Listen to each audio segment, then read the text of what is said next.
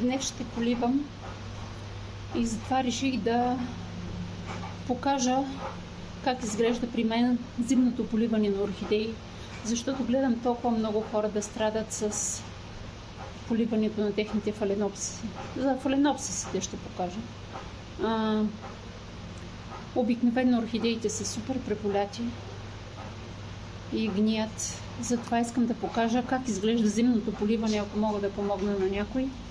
Ето тук са ми новички орхидеи. Бяхме на почивка и тези току-що съм ги донесла. Тези, те са по-стари.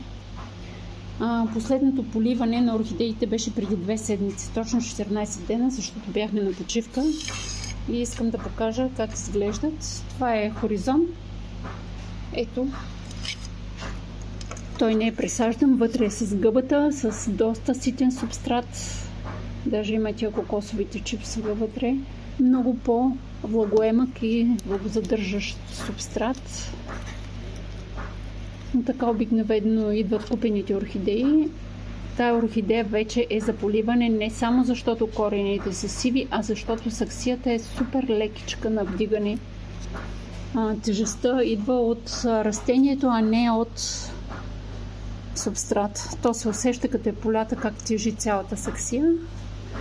И в същото време ще покажа и една моя орхидея, която даже не знам коя е, но тя е пресадена по моя си начин в средни кори, камъни.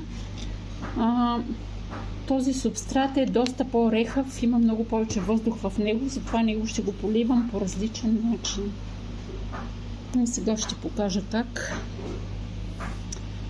За ето тази купената орхидея, която не е пресадена, ще я сложа в една чиника и с ето тази круша ще взема малко вода.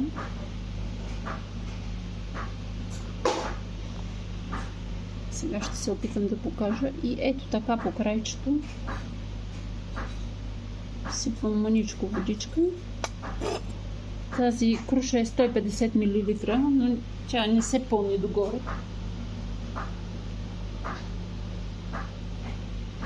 И ето така от задната страна също малко ще сипя водичка. Ето водата почва да се стича тук.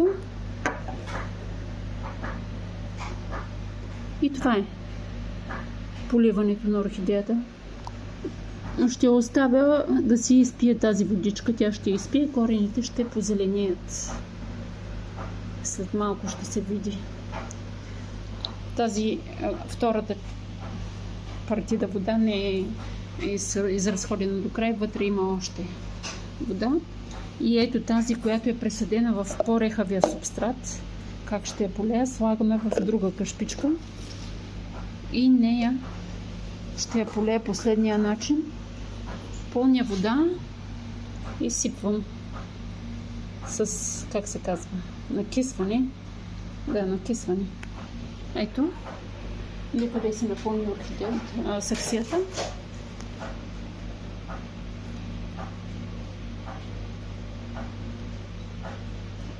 Така, това е.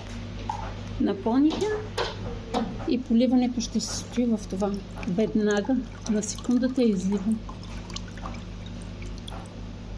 Махам водата.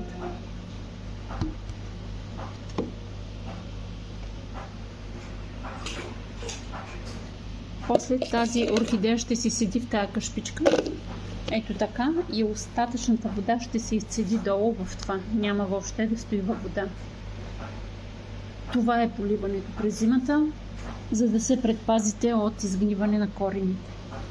Ето тази. До 24 часа ще изпила водичката. Ето как започват да позеленяват корените. Водичката, доколкото мога да преценя, около 3 мм на дъното на тази подложна чиника. Това е поливането, което ще ви спаси от гниещи корени. Зимно поливане. Какво друго мога да кажа? Мога да кажа, че имам вентилатор, който работи денонощно. Ето този е тук. Много е силен и мощен и аз просто не мога без вентилатор. Той духа насам към голямата част от орхидеите и другите цветя. Ето ги тук.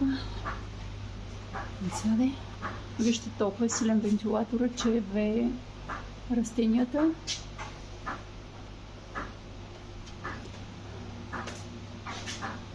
Тук имам парниче за реанимация на орхидеи, понеже много хора също питат.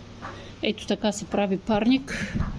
Този с малко счупен капак. Когато сте си изгнили корени и листата са ви се сбръчкали, ето така се реанимират орхидеите. На дъното има керамзит и залята водичка и те стоят вътре захлупени. Разбира се, ги поливам по същия начин, както показах, когато им изсъхнат корените. Тъй като те нямат много корени, тях по-честичко го поливам, не веднъж на 2 седмици, да кажем на 4-5 дена. И в тази среда стоят капакът. Ако отварям сутрин и вечер за по половин час, а ако не можете да го отворите, е така леко открехнат може да седи. Ако нямате възможност да ги... Чарли, не!